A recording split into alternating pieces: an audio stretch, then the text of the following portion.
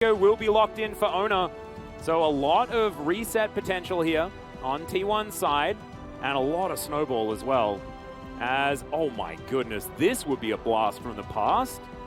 I can't actually remember what it's not. So it's Cloud Templar and it's Conqui that are on the desk at the moment. Would have been a bit of a shout out to good old Gorilla if it was the cannon, but instead it's Ashe support and Kalista here for the bottom side of the map. And this means that they will have a heck of a lot more laning presence. Yeah, I love the Ashe. I think Ashe Kalista into Renata. Ashe provides not only kind of a Renata light experience, we're actually able to harass the lane sufficiently, but Ashe in general is a great utility pick that I think, especially in the support role, has really shown in the few games we've seen her this split. Looking frightening as well. Yeah, let's see how it's going to go as we hop onto the Rift for game number 3.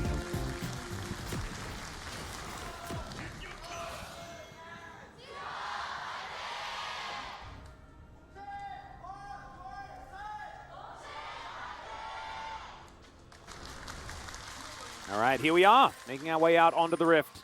Nongshim, this is the first time they've been on the red side so far today. And as far as the draft is concerned, not looking too bad. And they're going to be able to walk their way around this bottom lane to their heart's content with the early game they do have available to themselves.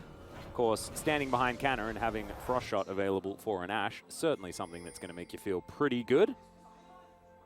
As Zeus didn't go for the Majin Buu skin, which makes me a little bit sad, although that still does look pretty Dragon Ball Z. Very second, which we have seen a lot of Zacs go for, because it is an incredibly efficient item. The amount of damage that he does, even to someone like Kana, is very impactful as carrier. Yeah, flash for flash here already between our two supports. Very aggressive moves. Scumeushi able to speed himself up with that W. And Nongshim just going to have to wait for this wave to head their way. Scumeush's Draven, very dangerous, and if he can do this, if he can just freely run at Ghost and Snowflower, they're going to have a bad time. However, Vi in the area, and is now looking to slink around. I think he might flash shot. He's going to flash over the wall. Well, he might even Vault Breaker, we'll see. As Dread does make it into the brush, he didn't flash. Yeah. As Owner looking to dash forward, doesn't get the stun, as Carrier looking for a potential handshake, but I believe Vault Breaker just coming out. And Dread is going to make it to safety. Yeah, that's what I was hoping. As Zeus, of course, has an incredible amount of sustain. And another cool reason... Oh, hold up. BDD in trouble here. Faker wanting to find a couple more autos. Needs a second, and BDD's going to flash preemptively. As, okay, Dread is here, but BDD not going to be caught window shopping. Does not matter. Owner's still going to come through, grab that kill, and Faker still gets the assist. Well, and this is looking like a very different game. Oh, in case you missed it, it was Looper KT Impact. Oh, the last time we saw the Zac top plate. So that's... was that 2014? Yeah, I think it was. I didn't catch the timestamp, but it was... it might have been even earlier. Very long time ago. As bot lane gang from Dread. All right, let's see whether he can make it work this time around as Scumeushi Carrier are pushed relatively far up. Carrier, no flash, remember, as in he comes. All right, there it is, the flash forward. Carrier is real dead. He tries to bail himself out. Not going to be able to grab Scumeushi as well, but Snowflower able to get a bunch of extra autos, and Scumeushi's going to have to go back home. Faker going aggressive one more time. Orb of Deception going to be avoided beautifully here, as BDD just not allowed to lane. Faker took that last game absolutely personally. Yeah. Did not enjoy it at all. Okay, BDD's just going to get flashed on. He didn't have flash for it this time around, and Faker's just going to solo kill him. I mean... He's bad. Yeah, we've seen angry Faker. They can, as you can see, Ghost with a slight CS advantage. As Dread, he's going to rotate down. Don't believe Owner does have knowledge of Dread's whereabouts right here. As they do have a ward in that brush if he does decide to Vault Break in. But as you can see, Nongshim just catching waves underneath their turret for now. Still T1 with the control of the lane. And Owner also going to have control of the river. So Zeus getting some vision himself. And BDD, this is only going to get worse now that he's died twice. This lane basically does not exist for Nongshim anymore. And Faker really taking matters into his own hands. Yeah, it's horrible time. Owner also making use of the pressure that he has in bot and in mid. Pick himself up an early Drake. And I really like the adaptation here from Kana going for the tier this time around, because one of the benefits that we haven't gotten to talk about, because actually a very action-packed early game. BDD, yeah, just taking way too much damage here. Is doing okay now. Does have his flashback available again, and Spirit Rush is going to allow him to stay a lot safer. But the damage is kind of being done over there, and we actually saw this yesterday. Kind of mitigated, actually, in the end by Live Sandbox, but Closer having a bad game on the Ahri, and you just fall into a trough, and it's really hard to get out without a bunch of assistance from the rest of your team. T1 with a bit of a rotation here towards the top side to try and get a whole bunch of plates. Nongshim staying here on the bottom side, and we'll be able to get a bit of a plate gank here from Dread. We'll see whether they can race this turret down. Canna. No. This is dangerous. Yeah. Welling Death is going to fly on forward as Zeus is going to get spotted. There it is. And that just clears up basically the whole wave. And they only get 2. Yeah, I mean, even if Zeus doesn't rotate there, right, which beautiful display of map movement here from T1. Like, you're not going to be able to get through the additional plate armor due to you having multiple people there. Works for the Fierce 3 plates, because Vi, of course, has a lot of plate damage built into a kit. Wow, that was close. Great interrupt. But you're playing into Herald as well, so there is really never a way. Nice counter by Makana. Oh boy. Okay, well, Ghost is just going to get bounced on. Can he hop away, though, is the question. The answer is yes. So, doesn't use any summoner spells. Looks pretty cool there from Zeus, but isn't actually able to lock down the kill. But still, dissuades Ghost. Yeah, as Zeus. Strike.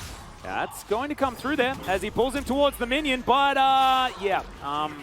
Passive going to go down. Baker can't TP. He could, but he's not going to because I think he dies if he does that. Probably, yeah. I mean, I don't think it was a good opportunity. I just want people to know that you can teleport to right, the Zac's blob. Yeah, you can. You can do that. Although, I don't... Enthusiastic about his Zac pick, and will fall down.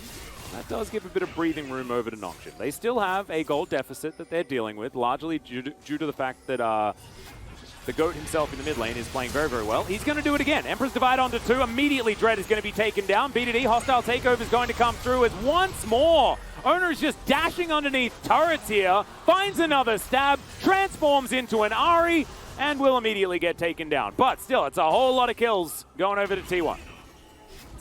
Going to be nicely done there. Snowflower still alive. Oh dear, the stretching strike going to come through once again. Snowflower in a bit of trouble, but now Zeus is in between turrets and he has no passive. He does flash W, and he is going to be taken down for his trouble. So, Canna breathes on him, and that is going to be a 1-for-1 top laner for support. And Zeus, who's been paragon of consistency, just not having the greatest choke points. Ooh, well, another arrow is going to connect here as the Ornhorn's also going to come down. It's so much CC onto Owner, who's just constantly in the air. What the hell was that?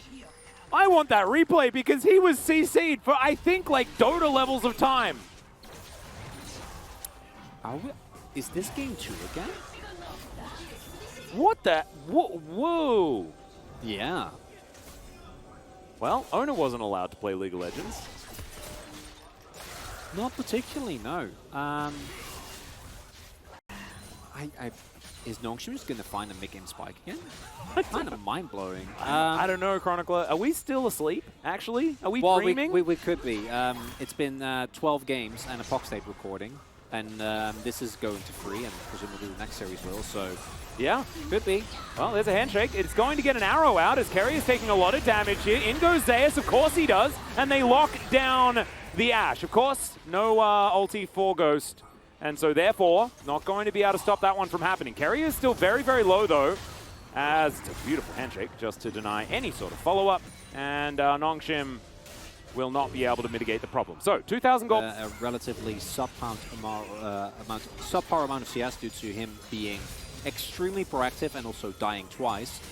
Still has a bounty, which... Yeah, no, that is very strange. That is interesting. Might be having a 5v5 here, Atlas. Yeah, BDD waiting in the brush. Owner moving on over. Good little charm. Will connect, but he dashes out of the way of the Everfrost. I think Shirley's going to go down, but can T1 find themselves a team fight is the question. Either Herald is a rough prospect here for Nongshim, but Ornhorn does fly through. Arrow going to sail by majestically. Isn't going to get too much. And Nongshim going to be denied the eye. There's in fact a rock that's put on top of it. Canna really wishing that a rock could claim the eye. But it unfortunately is unable to do so. And T1 is just going to make it so that the Rift Herald pretty much never happened. much Shirley about with an nothing. identity crisis, yeah. Yeah.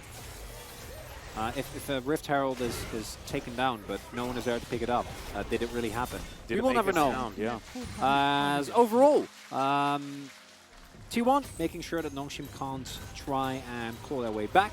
Zeus going to be on his way. We'll get greeted very warmly here. Yeah, Dread finds himself a Vault Breaker, but yeah, we're going to be able to Elastic Leaf Slingshot as well as Blast Cone and everything. Yeah.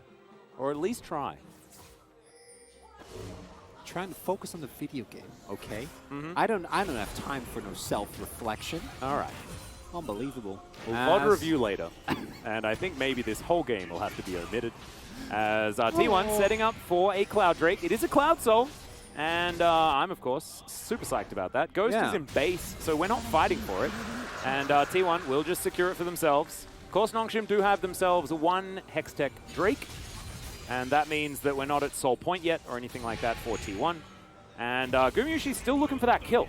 Still wanting to get that cash in where it can find it, as T1 just going to follow this minion wave towards an inner turret, potentially. Arrow will connect onto Carrier, as now BDD dashing forward, finds himself a charm, dashes to the side as well as Carrier. Might be able to throw out an ult here, as there's the Assault and Battery. Zeus just right in amongst it, but there is the passive pop. Now you could teleport to it, as now Canna finds himself a great engage, but he's gone too far, and that is going to be the cash in and a double kill for Gumyushi.